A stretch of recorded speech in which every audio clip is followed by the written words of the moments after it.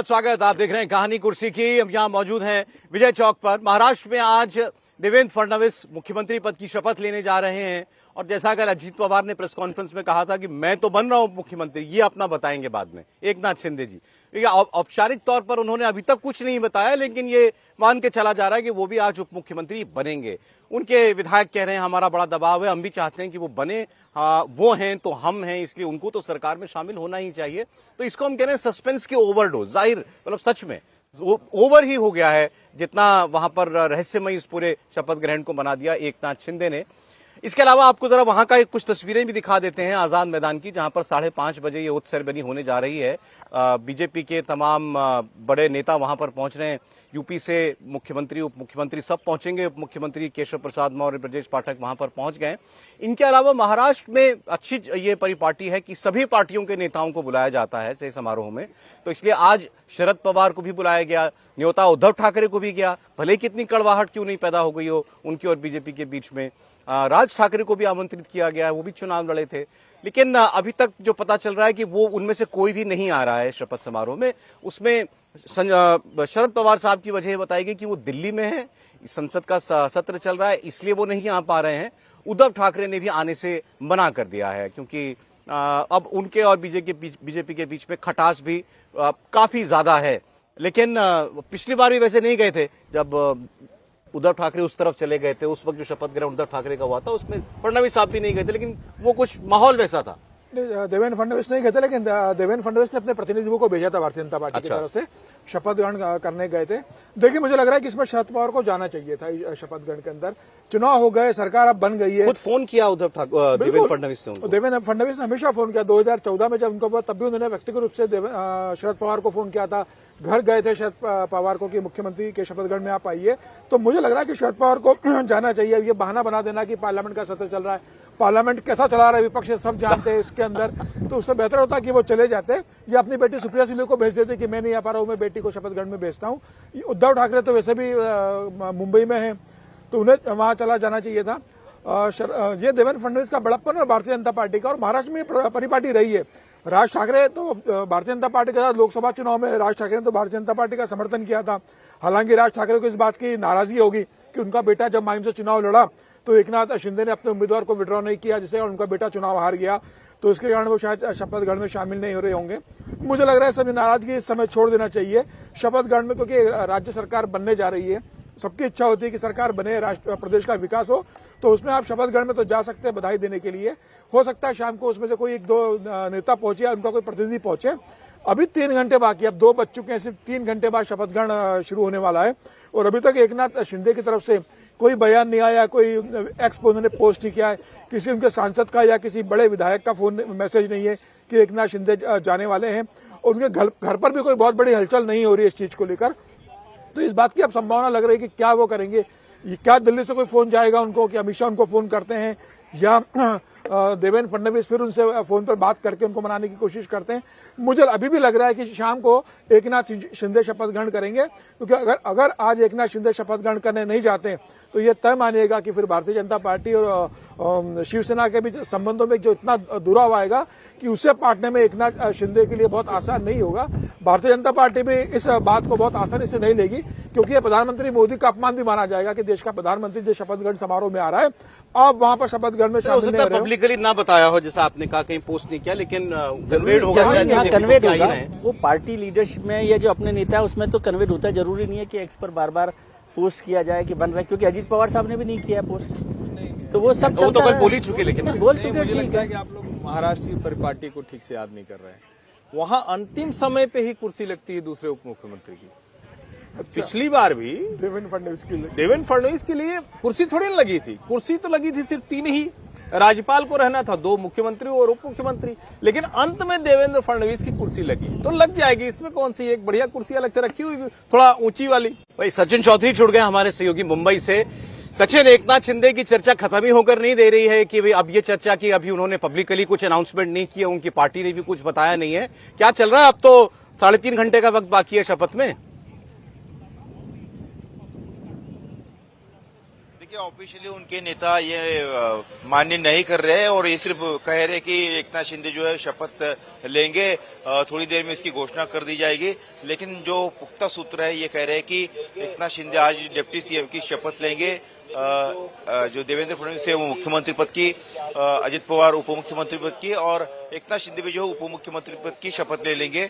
और हम देखेंगे अभी थोड़ी देर बाद जो है उनके पार्टी की तरफ से आधिकारिक रूप से ऐलान कर दिया जाएगा। हालांकि उदय सामंत हो, दीपक केसरकर हो, ये कह रहे कि एकनाथ शिंदे जो है शपथ ले लेंगे। तमाम जो विधायक है और तमाम जो नेता है उन्होंने सबको यही कह दिया है एकनाथ शिंदे को कि आपको ही शपथ लेनी पड़ेगी, आप ही डिप्टी सीएम जो है बनेंगे। अगर आप डिप्टी सीएम नहीं बनेंगे तो हम में से कोई भी डिप्टी सीएम नहीं बनेगा, और अगर आप डिप्टी सीएम नहीं बनेंगे तो हम मंत्री भी नहीं बनेंगे, हम सरकार में भी नहीं शामिल होंगे। तो एक तरह से पूरा दबाव उनके ऊपर है और एकनाथ शिंदे जो है डिप्टी सीएम की शपथ ले लेंगे, इसमें कोई दो राय नहीं है। बस अभी तक जो है वो पत्ते साफ नहीं कर रहे। बताया जा रहा है कि अलग अलग की उनके ऊपर भी काफी दबाव है, कई सारे नेता उनके पास लॉबिंग करने के लिए आ रहे हैं और एकनाथ शिंदे उनको बता रहे कि मेरी पहले ही तबियत ठीक नहीं है, अभी मैंने ही डिसाइड नहीं किया है, तो आप लोगों को मैं क्या बताऊं। इस तरह से वो तमाम जो विधायक है वो जो मंत्री पद मांगने के लिए आ रहे हैं उनको भी टाल रहे हैं। लेकिन एकनाथ शिंदे जो है वो डिप्टी सीएम बन जाएंगे, ये लगभग तय है। सौरभ,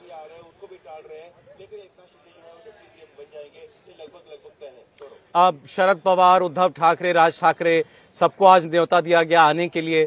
चर्चाएं कि नहीं आ रहा, लेकिन इनमें से भी कोई देखिए उद्धव ठाकरे शपथ ग्रहण समारोह के लिए उद्धव ठाकरे, राज ठाकरे, शरद पवार, सुप्रिया सुले और तमाम जो विपक्ष के नेता है उनको भी न्योता दिया गया है। लेकिन जो हमें जानकारी मिल रही है उनकी पार्टी की तरफ से कि उद्धव ठाकरे, राज ठाकरे और शरद पवार, सुप्रिया सुले नहीं आएंगे क्योंकि सुप्रिया सुले और शरद पवार तो दिल्ली में है।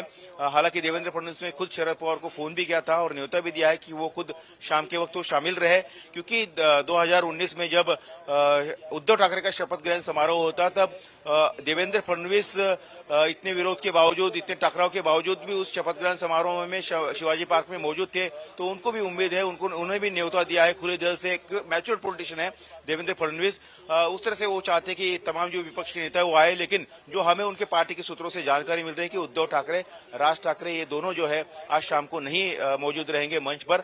और शरद पवार ये कह रहे कि वो दिल्ली में है, पार्लियामेंट का सत्र चल रहा है, इसके कारण वो उपस्थित नहीं रह सकते। सौरभ,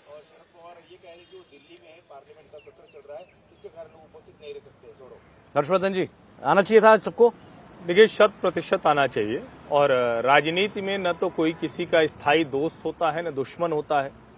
ये भी हमने देखा है कि महाराष्ट्र की राजनीति में तो ये भी कई बार तय करना मुश्किल हो जाता है। हम चुनाव भर यही परेशान रहे कि कौन चाचा, कौन भतीजा, कौन पिता, कौन पुत्री, कौन बाप, कौन बेटा।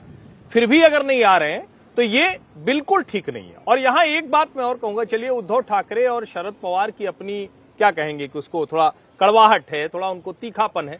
राज ठाकरे क्यों नहीं आएंगे? भारतीय जनता पार्टी ने राज ठाकरे पर जरूरत से ज्यादा इन्वेस्टमेंट किया है, बहुत हेवी इन्वेस्टमेंट किया। उनके बेटे को एक तरह से कहें कि अपने शिवसेना के प्रत्याशी के होते हुए भी जाकर समर्थन दिया। उनका प्रत्याशी लड़ा और अगर वो नहीं लड़ता तो शायद मिलिंद देवड़ा चुनाव जीत जाते और आदित्य ठाकरे चुनाव नहीं जीत पाते वो वर्ली सीट से। इसके बावजूद अगर राज ठाकरे इस तरह का टेंट्रम्स दिखा रहे हैं, इस तरह से एक जिसको कहे ना कि अपना कौन सा उनका ऐसा अधिकार है, कौन सी उनकी हैसियत है महाराष्ट्र की राजनीति में जिसको लेकर राज ठाकरे इस तरह का टेंट्रम दिखाए। और सबसे बड़ी बात, आपको एक पार्टी पूरी तरह से सम्मान देती है, आपको चुनाव के वक्त एकदम हट कर जरा जाकर आपके बेटे को समर्थन करती है, उसके बाद भी आप नहीं आ रहे। और मुझे लगता है सोचना चाहिए भारतीय जनता पार्टी को कि वो राज ठाकरे पर इन्वेस्टमेंट करके आखिर हासिल क्या कर रहे हैं। वोट के तौर पर, प्रतिष्ठा के तौर पर, महाराष्ट्र में किसी मैसेजिंग के तौर पर कुछ तो नहीं कर पा रहे, फिर भी क्यों इतना इन्वेस्टमेंट कर रहे हैं? नहीं, लेकिन उद्धव ठाकरे, शरद पवार, उनका तो ये समझा जा सकता है कि जब आप अभी नतीजों पर ही सवाल खड़ा कर रहे हो कि भाई ये नतीजे जो हैं ये चोरी से जो है लाए गए हैं या ईवीएम में कुछ गड़बड़ की गई है, नहीं तो आप मान्यता क्यों देंगे सरकार के? मुझे लगता है कि उस दिन वो थोड़ा, चूंकि राहुल जी बोले थे तो बोल गए वो लोग, लेकिन उसके बाद उद्धव ठाकरे ने भी स्वीकार किया और शरद पवार ने भी स्वीकार किया है। उन लोगों की आप बात देखिए, अब थोड़ा तो बोलना बनता है, मतलब इतनी करारी हार हो जाए तो आप एकदम से स्वीकार कर लेंगे, होता नहीं है। और मैं तो ये मानता हूं कि चाहे उद्धव हो या शरद पवार हो, दोनों लोगों को ये पता है कि राजनीति कैसे किस तरफ जाएगी। शरद पवार का अपना भतीजा है, कोई ऐसा तो है नहीं कि नहीं है, और उद्धव ठाकरे का एक समय में उनका साथी था। अब आप उसको गद्दार भले कहें, लेकिन वो मुख्यमंत्री की कुर्सी पर बैठा था, अब उप मुख्यमंत्री की कुर्सी पर बैठने जा रहा है। और देवेंद्र फडणवीस, जिनके आपके पारिवारिक संबंध थे, आज के संबंध नहीं है, तो कम से कम उन्हीं रिश्तों की दुहाई देने को चाहते हैं। और राजनीति में कितनी भी दुश्मनी हो, मैं कहता हूं पार्टी के कार्यकर्ताओं को भी भिड़ना नहीं चाहिए, मारपीट नहीं करनी चाहिए, गाली गलौज नहीं करना चाहिए, और नेताओं को भी यहां जाकर सिर्फ और सिर्फ ईवीएम पे लड़िए, यहां मत लड़िए। एनसीपी ने अपने नेता का नाम लिखा है, एकनाथ शिंदे को भी चाहिए कार्ड छपवाए और अपने नेता का नाम। झगड़ा जारी है ना, जम के जारी है, चालू है, लेकिन ये चलेगा नहीं। सॉरी, चालू आए। क्यों समीर जी? बिल्कुल, वो तो दिख ही रहा है कि अभी शपथ ग्रहण में एकनाथ शिंदे का आना तय नहीं हुआ है, और जिस तरीके से बयान आ रहे हैं, अब जो निमंत्रण पत्र है उसके अंदर नाम को लेकर विवाद शुरू हो गया है कि अजित पवार ने एकनाथ शिंदे का नाम नहीं दिया, एकनाथ शिंदे ने अजित पवार का नाम दिया है, लेकिन दोनों ने देवेंद्र फडणवीस का नाम दिया है। तो मुझे लग रहा है ये देना ही पड़ेगा, देवेंद्र फडणवीस मुख्यमंत्री बन रहे हैं। अब ये मुझे लग रहा है विवाद अभी इसके बाद अब देवेंद्र फडणवीस कैसे हैंडल करते हैं देखने वाली बात होगी। देवेंद्र फडणवीस बहुत मैच्योर पॉलिटिशियन है, दोनों देवेंद्र फडणवीस के अंडर काम कर चुके हैं, और देवेंद्र फडणवीस जानते हैं कि एकनाथ शिंदे की शिवसेना को कैसे मैनेज करना है और अजित पवार को कैसे मैनेज करना है। वो दोनों को बखूबी संभालेंगे और बहुत अच्छा प्रशासन 5 साल चलाएंगे। मुझे लग रहा है कि अभी नई सरकार अभी बनी नहीं, उसके पहले का है, एक बार शपथ ग्रहण हो जाएगा उसके बाद मिल बैठ कर सरकार चलेगी, और देवेंद्र फडणवीस बहुत अच्छे से सबको साथ को लेकर सरकार चला लेंगे। अब और ऑपोजिशन तो देखिए मजे लेगा ही।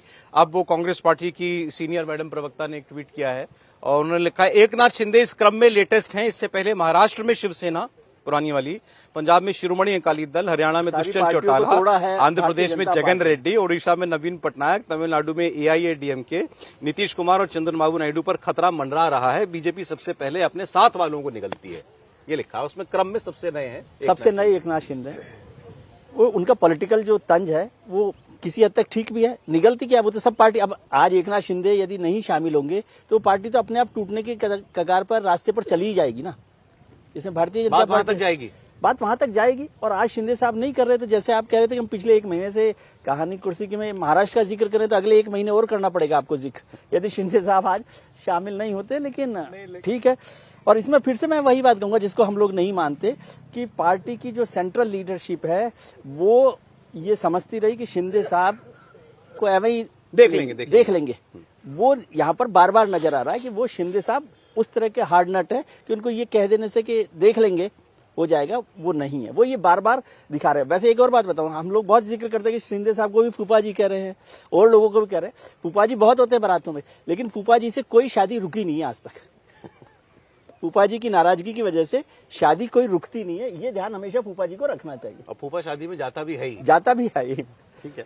नहीं, और एक लाइन तो चूंकि ये कहा जा रहा है, भारतीय जनता पार्टी ने तो अपने सहयोगियों के लिए अपना हिस्सा निकाल कर दिया है भाई। आप शिरोमणि अकाली दल की वजह से नवजोत सिद्धू की लीडरशिप को आगे नहीं बढ़ाया, आपने बिहार में अपनी कोई लीडरशिप नहीं खड़ी की, नीतीश कुमार को बढ़ाया, अपने हिस्से से काटकर रामविलास पासवान को दिया। चंद्रबाबू नायडू के साथ जब तक रहे आंध्र प्रदेश में आपने दूसरी कोई लीडरशिप नहीं तैयार की। महाराष्ट्र की अगर बात करें तो बाला साहब ठाकरे जब तक रहे तब तक मुंडे महाजन कितने भी बड़े नेता रहे, लेकिन मातोश्री के सामने नतमस्तक रहे।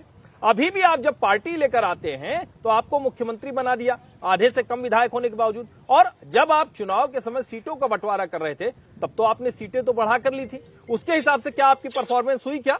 अभी अगर 70 सीटें 72 सीटें ये सीटें जीतकर एकनाथ शिंदे आए होते तो शायद उनका दावा बनता। और ये तो स्वाभाविक है कि अगर राजनीति में आपकी संख्या बल के हिसाब से हैसियत नहीं होगी, जनता आपकी हैसियत नहीं मानेगी, तो फिर कोई पार्टी नहीं मानेगी। अखिलेश यादव कांग्रेस को खा गए, ममता बनर्जी कांग्रेस को खा गई, शरद पवार कांग्रेस को खा गए, केसीआर कांग्रेस को खा गए, जगन मोहन रेड्डी कांग्रेस को खा गए, केजरीवाल कांग्रेस को खा गए। नाम लेते लेते थक जाएंगे। तो जिसकी जो ताकत होती है, ये कौन सा तरीका हुआ? कांग्रेस के लोगों को तंज करना भी बड़ा विचित्र है। ये तो बड़ा सीधी सी बात है, जिसकी जनता ताकत बढ़ाएगी वो सरकार में आएगा, सत्ता में आएगा, और वही ताकतवर दिखेगा। पार्टियों की हैसियत नहीं होती कि किसी दूसरी पार्टी को बनाए या बिगाड़े। नहीं, लेकिन अब महाराष्ट्र में देखिए, अब क्योंकि समय बहुत ज्यादा नहीं है, इसीलिए एक कोई ऐसा आधिकारिक बयान एकनाथ शिंदे की तरफ से नहीं आना, ये थोड़ा अटपटा जरूर लग रहा है। अब इसमें भी कभी कोई मतलब वैसे आप देखें तो जो हमारे रिपोर्टर्स हैं वो सब लोगों से बात कर रहे हैं तो कहीं से भी ये भी सुनने को नहीं मिला कि नहीं साहब बात नहीं बनी है और नहीं आएंगे, वो नहीं लेंगे शपथ लेंगे। हर व्यक्ति यही कह रहा है, बस ये है कि वो सीधे ही पहुंचेंगे वहां पर, ऐसा क्या किसी और को बिना बताए? ऐसा भी नहीं होता होगा, कभी किसी को तो बताओगे ना, बीजेपी वालों को तो बताओगे ना कि हमारे बीजेपी वालों को ये हो सकता है ना। देखिए मैंने कहा ना, फूफा जी वहां रहते हैं ना, बारात से जाते नहीं ना, आपने कहा ना, नाराज रहते हैं।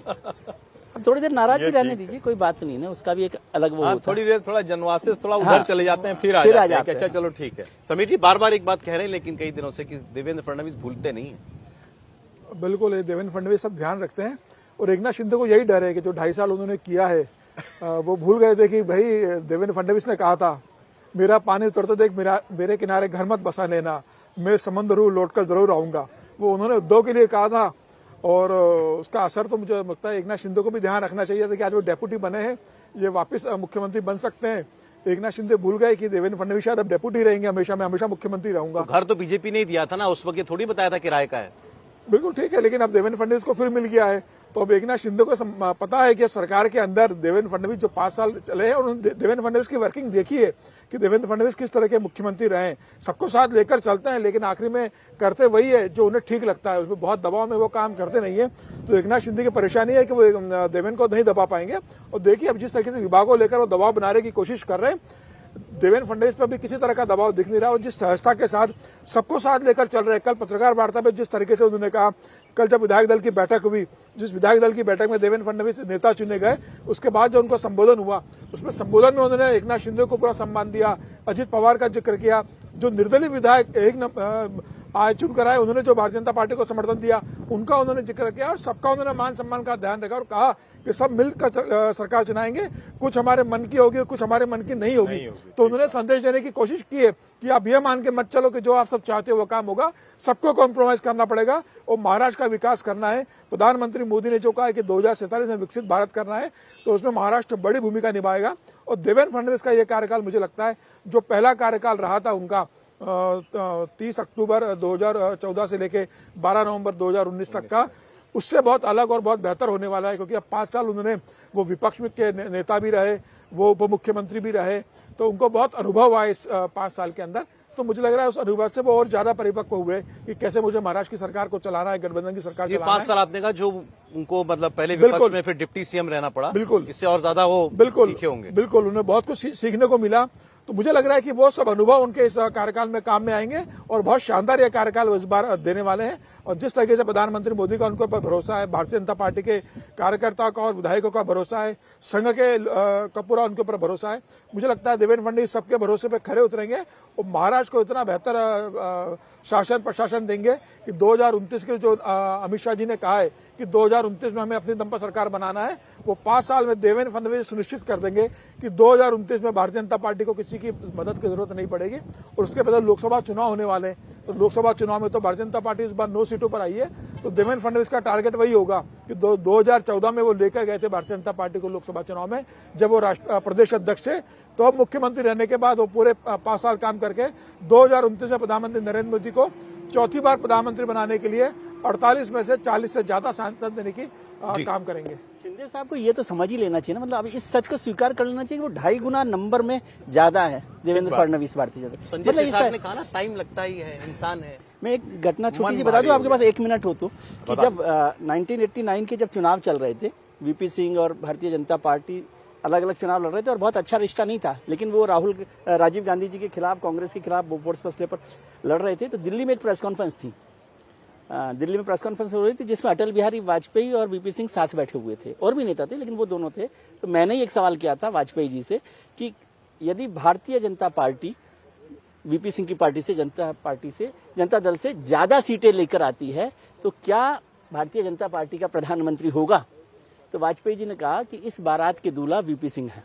क्लियर है। तो ये एक समझ में आनी चाहिए बात, जबकि वो तो दोनों में, और वीपी सिंह से पहले भी बड़े नेता थे वाजपेयी जी।